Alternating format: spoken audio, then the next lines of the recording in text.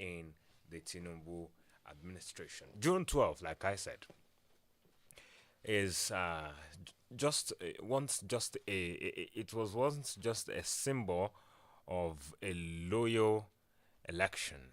You'd recall some of the issues and circumstances or occurrences or event happenings basically that characterized that June 12. It has grown to become a day to demonstrate protest over the years. In recent years now, or recently, democracy, which is supposed to be a day for us to celebrate some major successes as a country or as a people, is now seen as a day to protest, press demands, and make agitations and make requests, which many people have questioned as to how effective that has been, especially when you look at the reason, which is the call for, or a form or a basis of calling for accountability and the dividends of democracy. So, in recent years across Nigeria, citizens, especially youth, young persons, take to the streets to demand better governance, economic justice, accountability, and human rights. Like I said, to demand accountability, press home demands, and just a good way of living.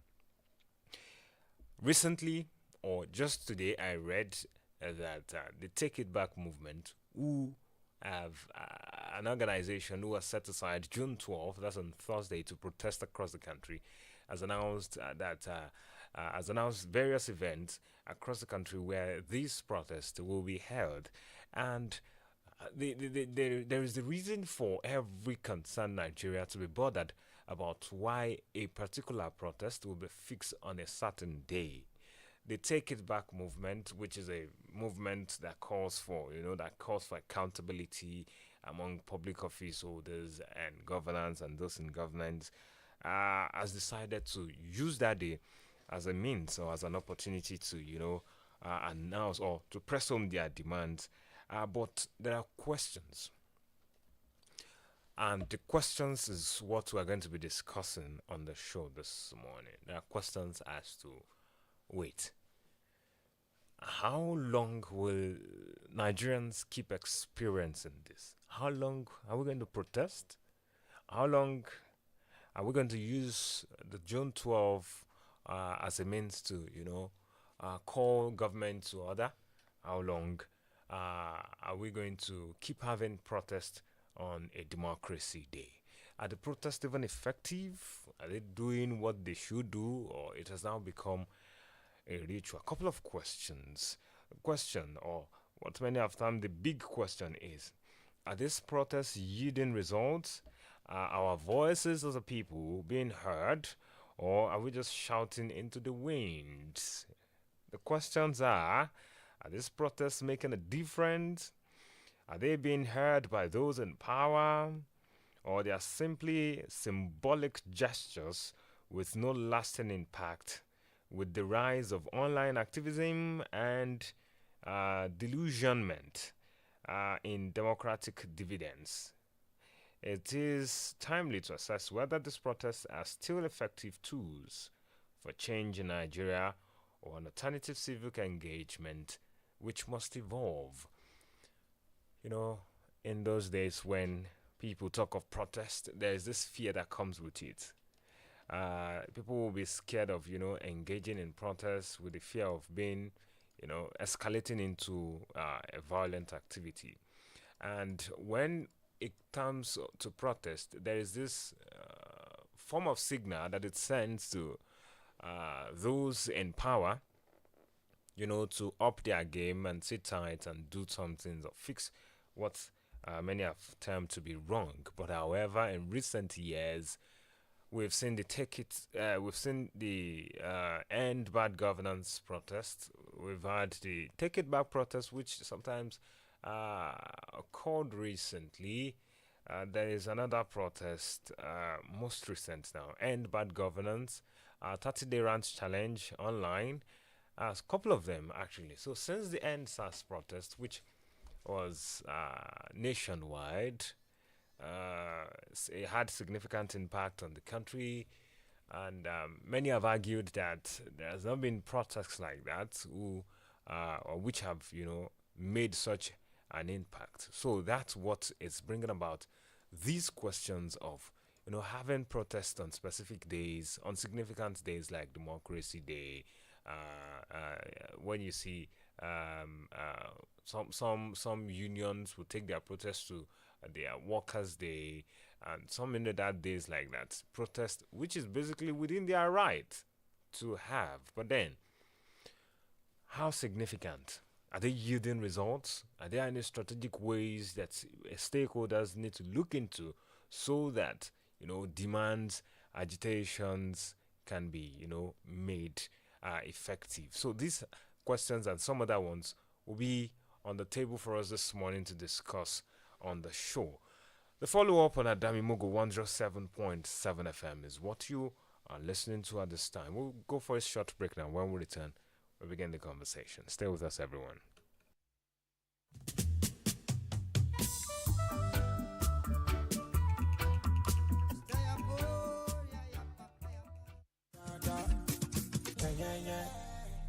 Hello, good people of Ekiti State and its environment. For your private, political, family, or club meetings, and so on, of not more than 50 to 100 participants, we introduce to you Adamimogo Event Hall. Yes! Right at Oladoyin Palace, Adamimogo 107.7 FM's compound, Ido Ekiti. Ample parking space, good security, clean environment. You also have the opportunity to book for a media publicity of your event on our fast-growing social media platforms. All these for a talk. Simply visit us at Oladoyin Palace, Ido Ekiti, or call the following numbers for more inquiries: 0803 526 5812 or 0916 340 0878 or 0806 511 4430. You can also call 0806 380 8891 at Adamimogo Event Hall. We are waiting for your patronage.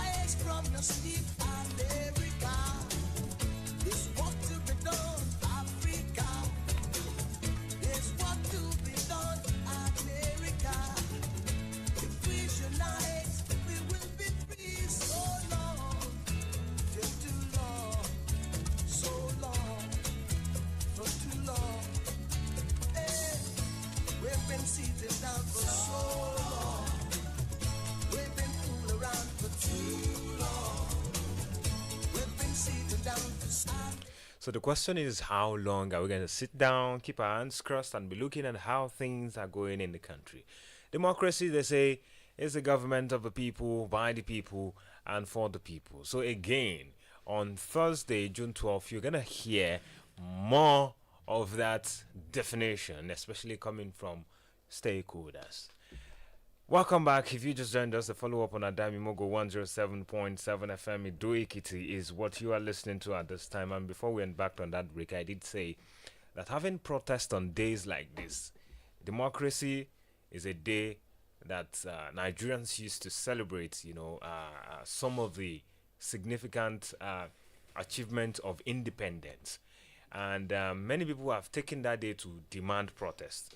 Many people have taken that day as a day to, make demands via protest, call government to order, make strong, press home their challenges, ranging from economic hardship down to insecurity, down to inflation, and so many other issues that Nigerians face on a daily basis. So we're going to be having that conversation this morning, and joining us this morning is an elder statesman who has been around for a while and can tell us some of the issues and characteristics, or some of the things that characterize democracy in Nigeria over the years. Is seated with us in the studio and is an in-house analyst, the head of marketing, Adamimogo 107.7 FM, Ido Ekiti, Mr. Bayo Babalola. Good morning and welcome to the follow-up. Thank you. Good morning. Good morning, listeners. All right, welcome, sir. So let's talk about June 12th. The history. There is a history to June 12th. June 12th did not just spring up all of a sudden. Perhaps many have forgotten some of the things that led to the emergence of June 12th. So, what does it mean to you personally, or how do you feel about how it's been observed in recent years? Well, I will start by saying that day, June 12, 1993, was a landmark day in the history of elections in Nigeria. That was the year 1993 that we option A4 was introduced and was used in election. What is option A4? Means that openly you go behind a candidate that you want to vote for. That was option A4 as introduced by Professor Humphrey Onwotsu, who was the chairman of... chairman, as I then. Yeah, no, you're calling it. Help a deco. All right. And that day was a day, that June 12th particularly, was a day a lot of Nigerians who believed in a particular candidate. They sacrificed a lot to ensure that they go all out to vote according to their conscience. I was unable to vote because where I registered, I was not there then. When I registered in Port Harcourt, but I had to come to Lagos for an assignment. I was in a friend's house. The friend was living at Iyanakwaja. He now moved to Abule Egba after he had registered in Iyanakwaja. You believe that two of them trekked from, because during the election there will be no movement. Yes. They trekked from Abule Egba via side roads to Iyanakwaja to go and vote because they believe in the process. And that's what happened to a lot of people too, who believed in the process and who believed in the particular candidate they want to vote for, and they went all out to cast their votes. That was what happened June 12th. Wow, interesting story. But that day is significant because we now celebrate that day. So, what, for those who are really not familiar with the history, why is June 12th significant, or why is it necessary for us to celebrate as a country? Yeah. It's that day, like I said, a lot of people who believed in the process and who believed in the candidates came all out to vote. And as voting was going, when the count after the voting, which was done on June 12th, when they were collecting the results, it was being announced via electronic medium. And in Abuja, there was a big board. They are putting, because there were two parties then, SDP and NRC. So there was a big board where they were writing, for instance, if it's Abia, NRC, so vote, SDP, so vote, that they were writing the results. After the 15th state, there was a clear-cut advantage of the SDP candidate over that of the NRC. By the time it got to the 20th state, the gap became wider and wider.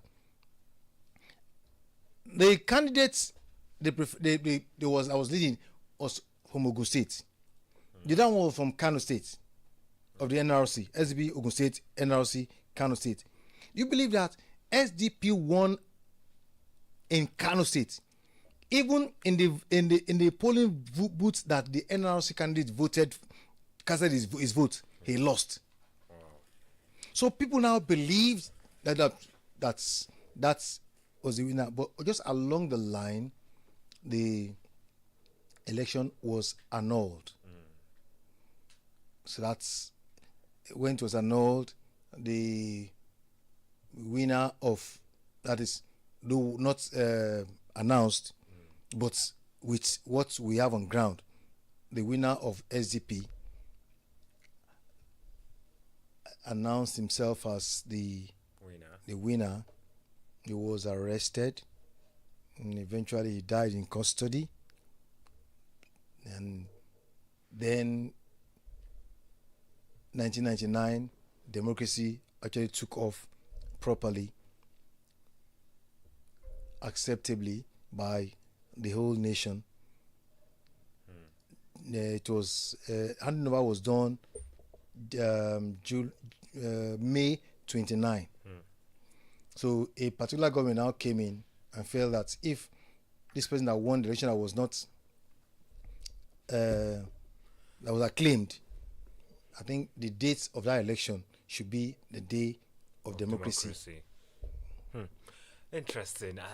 And I think that for younger persons who are listening at this time, I think that's a good background to this conversation. So let me ask you my question. There is a reason why we need to go into that history, because I have a follow-up question which I'm going to throw to you. That in your own view, are these issues that led to the June 12, 1999 crisis still present in today's Nigeria, or they have moved on? No, the first issue then was that we were tired of military rule. That Nigeria, as old as she is, should be governed by civilians. That was what brought about the election, that military wants to go back to the barracks. But when it was annulled again, 1993 to 99, see, they now prolonged military rule till 99. So the issues, the main issue was that we want civilians, we want to have civil rule. That was the main issue. And believing the fact that, because from inside, we have been having civil rule in and out. The Awolowo regime, Sadana, and so on. People believe that civil rule is better than military rule, because they can approach our civilian leaders, we can talk to them, we have access to them. So they believe that and we have experienced, especially in the West, what the dividends we have gotten from civil rule when Chief Obafemi Awolowo was the premier of the West. He did a lot of things that today we can still point to them. So when we now veered into military rule, a lot of things were happening that was not what it was against the expectation of Nigerians. So they now clamored that we should go back to military rule. To civilian rule, to ensure that we enjoy the dividends of democracy. I won't say democracy, I would say civil rule. Of civil rule. All right, we are talking about democracy here, actually, and since then, 1993 or so. Yeah, 93. This is 2025. Yeah. We have been practicing democracy from 1999 now. Yeah, from 1999.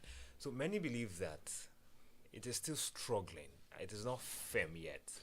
And when you look at the number of years that we've been practicing it, a child that was born in that 1999 up until now should be able to feed himself properly, should be able to walk properly, should be able to talk properly, should be able to take decisions properly for his own benefit. But it appears that Nigeria's case is different.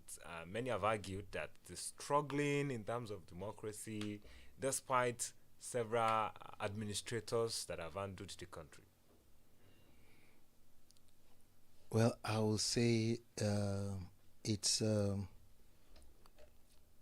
pathetic in the sense that, at least I've been around for a while. I've experienced leaders in the late 60s, early 70s. Those leaders then, I will call them selfless. In the West, where I can actually pinpoint very well,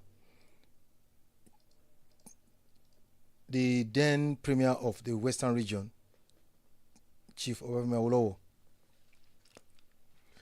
his house in Ibadan, very modest house.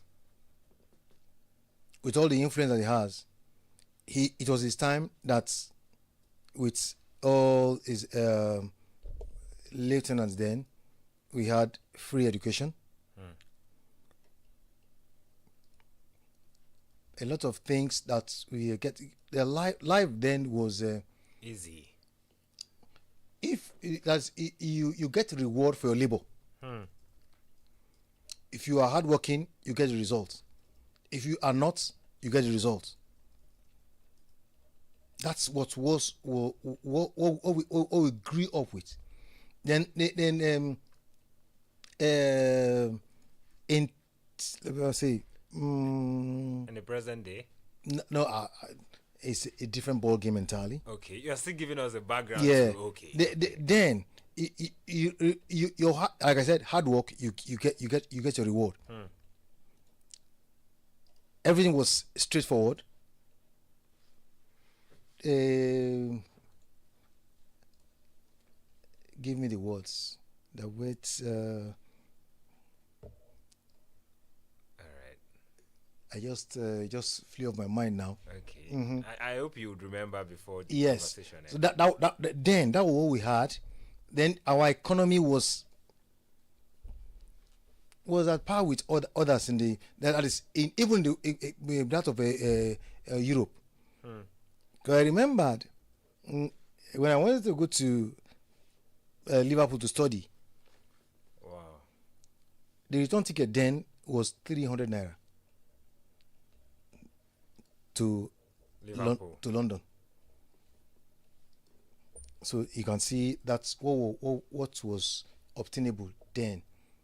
But see why people are still protesting this time is that what was obtainable then, when we don't even have much money, because then the oil was not as flowing as it is, as it now flowed from 1999 till date. What do we have today? No more free education, and a lot of things are not things we used to enjoy are not there anymore. So apologies to come in there. So do you now, are you of the opinion that, because there are those who would say that the system of government being practiced then, it's a regional form, and now we now have a presidential system of government where everything is being controlled from the center. Does that have a role to play in the form of democracy we have now? From my own point of view, I don't think it's the type of government. Okay. It's the type of people, the mindset of people operating the type of government we are operating. That's just it. So it is not the system, it is the people. Yeah. All right. Because this system we're operating now, it's being operated in other countries. And they are not having the same experiences as we are. They are not having it. So, protest is one of the solutions, or one of the things that many, or one of the tools that young people and concerned citizens use most time to retract, to demand the good old days, to go back to where transparency and accountability was quite a priority, or were priorities. So, but now we now see protests across board. After the protest, nothing changed. Why is that? That's itself is unfortunate. Because the word I wanted to get was the word you mentioned, transparency. No, the thing is that if you know how to do something, you should be the one To first do it. that is to be appointed. Like having square pegs in square holes. That's where we started to miss it, when we have square pegs in round holes. And we practice favoritism these days. That you favor somebody of my clan, favor somebody that I like. Well, it should be based on the fact that this person that should occupy this position should be able, is capable of handling that position. Should be by merit. Merit. So that, people are protesting because no, the thing is that when it's an establishment that is supposed to work in a particular way, and it's not working that way, there will be protests. People will be agitated. That's why we are seeing, they're using the June 12 itself, a landmark of the day of democracy, to now voice out their frustration. So, sincerely speaking, let's take one instance. A number of graduates are going into the NYSC. What preparation does the country have in place for them when they are through with service? It's annoying, it's frustrating when you know you can actually do a particular thing, and you are a graduate, you have done serving your fatherland, and go back to sit in your father's house. An angry man is an angry man. But one question that I've always wanted to ask is, government officials or government people seem to not look at the demands of protesters. They come up with promises at several fora, at several times, maybe during an election, maybe when there is crisis, maybe where there is disaster, or whatever situation. They come up with this some sort of promises, and raise people's assurance and hope. But at the end of the day, okay, June 12th is on Thursday. We'll see how that protest will go on. But at the end of the day, nothing will change. So don't you think it is high time that government officials and government start looking, or start taking proper conditions? Because we cannot but always ask this type of questions. It's high time for them to start taking steps. Actually, during a campaign, you can say a lot of things. Then, if you have not been to the office, you might not know the challenges that the office holder will face. So when you now get there and find out, I've made so much promises, look at the challenges, they are enormous. You see, we talk about transparency. For instance, a local government chairman, after election, gets to the office and found that his expectation, what he met in the office, is different from. He can call a meeting of local government. This is what I intended to do, but this is what I met on ground. Let us look at this issue together. Let's help one another. You help me, I help you to move local government forward. to some extent, a lot of people in that local government their mind will be at rest that this person actually wants to do something. But in a situation where you get to the office, with your positions, it's not what you met, it's not what you are expecting. You start doing your own thing. People will not know what you are doing. How about communication, making it known that that's one of the ways that what I just first mentioned to the people actually. No. This is that when you call a meeting, you call a meeting of the groups, maybe the KBC in the local government, the youth group, the women group, the men's group, so a lot of groups. Call them together. This is what I intend to do, but what I met on ground will hinder part of this thing. Explain to them and let them see that you are sincere in the little. Okay, if you say you want to do 100%, but what you meant on ground will not make it to, you can't do more than 40%. Let them see that 40% in play. All what you are looking is the people wants to believe what the government is saying. Now, when you tell us that we are going to, we are from here now that we are going to, I would have mentioned a town, but that's the governor's town. Right. Well, that is the governor. We can mention his town anytime. From Ado Ekiti, we are going to Wenido. From Ido Ekiti, we are going to Ikogosi. Tell them, okay, this route leads there, route A, route B, route C. But we are taking route C. Or after telling people you are taking route C, you now ended up taking route A. You would have made some people to miss the way.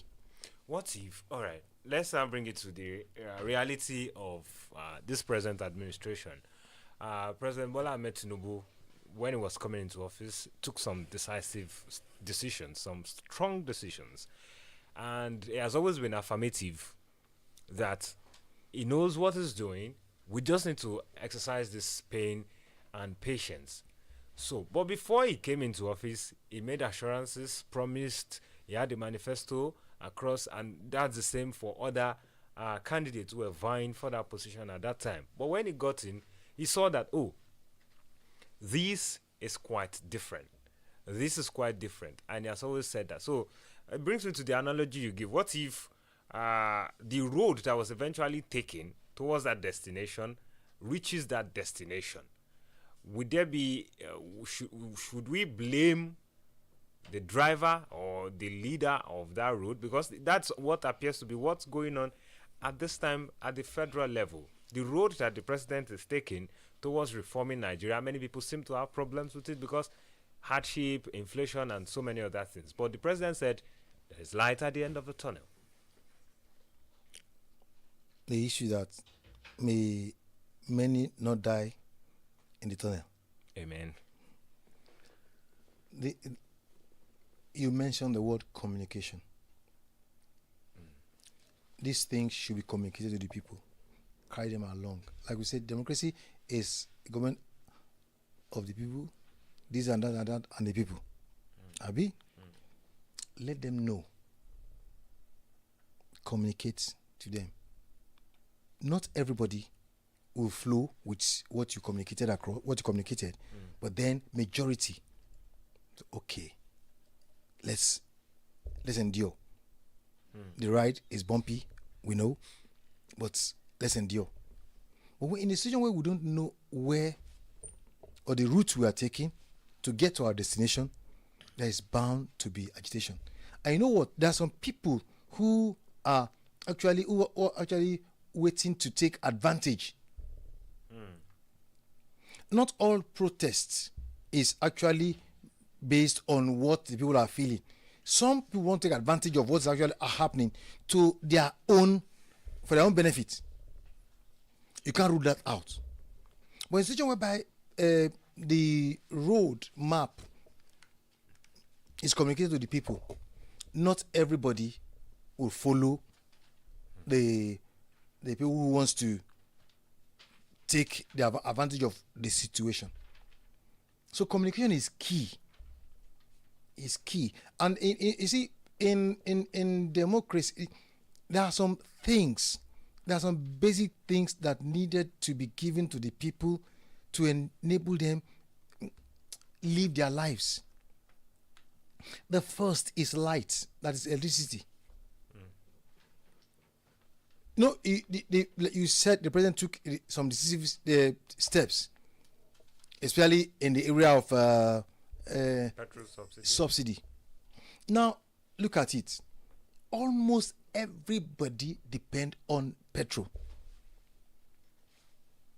The barber, the hairdresser, the woman grinding a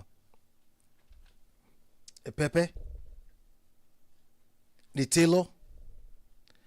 Now imagine if we have stable electricity. If we have stable electricity, the barber, all these people I mentioned will need less fuel. And these people, if we look at the population of people providing services, they are about 10%. Now, if that 10% don't go to filling station anymore, so like this, give us when you give the people this basic light. They say light. These basic things, I mentioned of life: light, shelter, water, food. Anyways, it's quite interesting. But then we need to look at all parties involved. It is one thing for us to always call on the government, but we as a people, we also have our role and responsibility to play. Definitely. Because democracy, they say, is a government of the people, by the people, and for the people. However, many have argued that it is not so. Especially former President Olusegun Obasanjo has changed that definition several times. So, and you always have problems with the kind of democracy we practice in Nigeria, which brings me to this question as to how we as a person can ensure that this government is for us. Many have argued that we are copying the democratic form or system of government of other countries, but we in Africa, our lifestyle is different. So whatever democracy we are going to practice should be reflective of our lifestyle, our culture, our beliefs, our tradition. What do you say to that? Does decency have a culture? Is it particular to particular people? Moral beliefs? No, a moral belief should be to make you to be a better person. Government has its own. The followers too have theirs. The Yoruba says the right hand washes the left hand, the left hand washes the right hand, the hands become clean. The things that the government is doing, for instance, something meant, I'm a sportsman, I go to the stadium, a stadium built for the usage of athletes, which as the people. 3/4 of the seats on the terraces have been destroyed, pulled out. By the people? By the people who are expected to enjoy that facility. Now, you are giving the government ample opportunity to exploit you.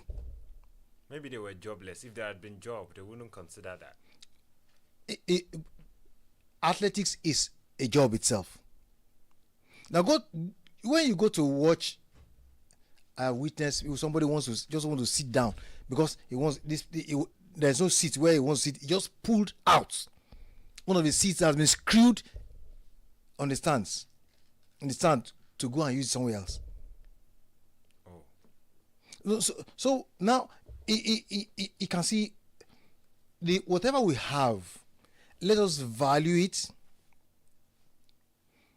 Let us value it use it very well, the government have no excuse. For instance, the stadium I mentioned now, if they want to go and fix it, the amounts used in constructing the first place might have doubled. I know actually in Nigeria, it will be 10 bull if there's a word like that in fixing. But if we don't give them the opportunity, there won't be any excuse for that. So whatever amenities the government provides, the roads. Now the government built a road. You want to now take water to your own house. You now still dig that road that was constructed to lay your pipe. That's, you have damaged that portion of the road, and that's why the two of the government and the people should work hand in hand to ensure that what we are expecting, though it comes from the government, but then it will make things easier for the government. As we begin to wind down, I'd like to get a few reactions from listeners at home. 0704 700 7701 or 0707 66278 0707 766 Those are the lines to call this morning as we're talking about democracy. Democracy Day is on Thursday, June 12th, and some of the things that we should do as individuals. We've explored how democracy has been in the past years, what is looking like, but in this my next question to our guest this morning, I'll be throwing it to him, sir, that what would you say democracy would look like in Nigeria going forward, and should people continue to protest if they feel that protest is the best way? Because protest, some have said, it does not have any significant impact any longer. Would you say that protest should continue so that one day it will have an effect? Well, if there's something like that, constructive protest, peaceful protest, peaceful, but then you can hardly have a peaceful protest. Why? A lot of substance out there that people will take into their system that will pump adrenaline to their brain will not make the protest to be peaceful. Because if it's possible, going forward, for instance, to be sincere, the present governor of Ekiti State has, in the short time that he assumed office, he has touched a lot of lives via the projects he has been executing. Though he has not touched my own life because the road to my house is not good. Well, many will also align with you on that. Many have also said that, and you know, is Yoruba will say you don't feed a child that is malnourished to become fat in a day. It takes time. Now, sincerely, since 1999, some of the leaders have not walked in the stride of some of the governors. That let me narrow it down to Ekiti State. Some the past leaders, some past governors have not walked in the stride of which the present governor is at the moment. So if it had been like that, the government is a continuum. Let this person do his time and do all that he is expected of him to do, touching the lives of people positively. So the next person coming will start from there. I believe in every state, even the country, should have a template that whosoever, not minding the party coming, that comes in, should flow with that template. Continuity, touching the lives of people. So if that is done, the protest will be minimal. Basically, what many Nigerians just want is a good life for them. And are you hopeful that Nigeria will get a good life one day? Nigerians? You know, I believe because it has happened before. It can still happen again. It can still happen Alright. if the people driving the bus at the moment, and those of us who have the grace to be part of those driving, will work in tandem with what the person driving. All right. We're out of time now. We need to wrap it up from here. The follow-up on Adamimogo 107.7 FM has not just been interesting, but has been insightful. Honestly, I must say, at least there are a few lessons that I could pick from the conversation this morning. Thank you so much, sir, for your time on the show this morning. My pleasure. And that's where we draw the curtain on this morning's edition of the follow-up on Adamimogo 107.7 FM. Ido Ekiti. It returns again next week. My name is Oladoyin Ayegbusi. Bye-bye. Good afternoon. We've been seated down for so long. We've been fooling around for too long. We've been seated down for so long. And then I've been fooling around for too long. So long, for too long, so long, too long. Hey. Oh Lord, can you hear me now?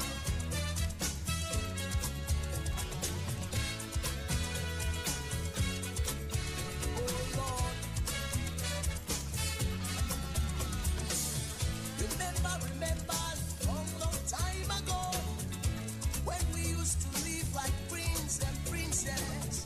Remember the pyramid of Egypt.